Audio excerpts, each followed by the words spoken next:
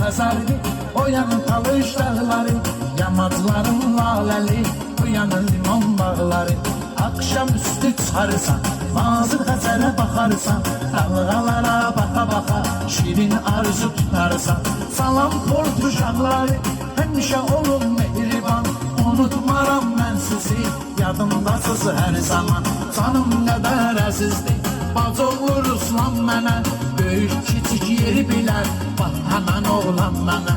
Allah qorusun səni, hörmətin artıq olsun, dayı qurban gözləri hər an sevinclə dolsun. Mənim Rauf qardaşım, sözün deyməsin daşa, Zeynal arzu eyləyir, səni həyatda 100 yaşa. Zeynal arzu eyləyir, səni həyatda 100 yaşa. Dostum dəvət eləyirəm, ortaq ona gələrsən, bir çıxarıq sahilə, Xəzəri də seyr edərsən. Çiçəkli yaylaqları, yaşıl Talış dağları, barlı limon bağları, gəzərsən, əylənərsən. Çiçəkli yaylağında doyunca dincələrsən. Allah var eylesin. Musluk tarzını eviyor.